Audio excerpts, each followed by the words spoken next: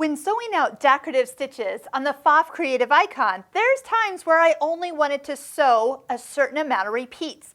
And in this machine, it has a fabulous way to tell the machine how many times you wanted to sew, and then it stops after that exact number. So first, pick your pattern you want to do. So these were the part of the stacked stitches. They are in the techniques area, number 8 and 8.4. I'm going to select the first grouping here, or they're stacked, so there's 2 together. So let me just talk about the hearts real quick. So when you want to have a certain amount stitched, so it stops at the end, go down to Stitch Repeat. Now in this area, there's actually 2 different options. One is called Patchwork Program, which we will do a video on separately.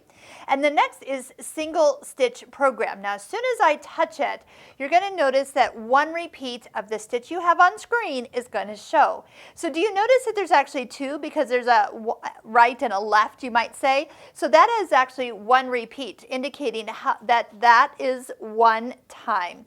Now down here where the little plus is, let's say you wanted it to sew out 2 times like I did here. You can set this to any number you want and it will do just that right amount.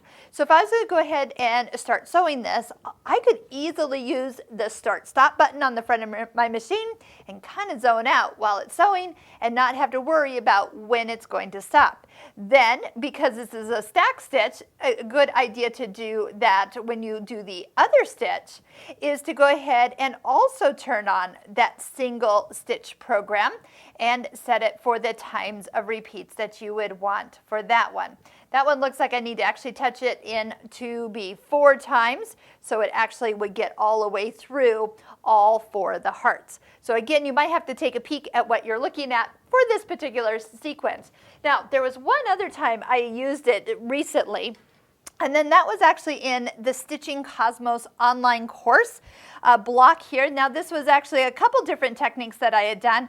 We had gathering, we had hemming, we had a blind applique bias curve here. But these stitches, and let's go ahead and go over to where those were. So those were in the satin stitch menu, menu 4, and is it menu 2 and stitch 2.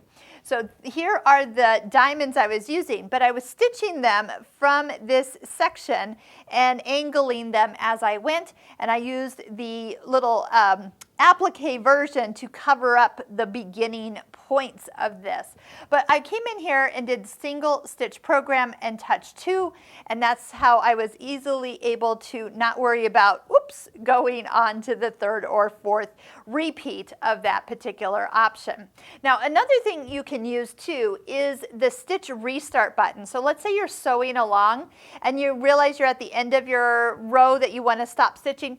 Even though this says stitch restart, which normally is to put the pattern or the needle back to the beginning, so where it's sitting right now, where the green plus is, if you touch this while you're sewing, it also will finish the pattern and come to that last little bit and lock it. You can do the same thing with one more feature. I know Pfaff has so many options here, and that would be with the scissor option. And so by touching the scissors while you're sewing, it will complete the stitch, lock it, and cut it. So just depends on which way works for you.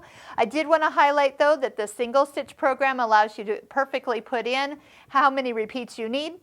So if you wanted 5 here and you wanted to stop with your needle down and do it again, 5 across, 5 up, 5 over, and that would make a perfect square. Border for a quilt label, you name it. And again, it's going to come out perfect because you're doing the same repeat without having to think or worry. So give this a try. You're in the stitch repeat option for setting it for the repeat number you need.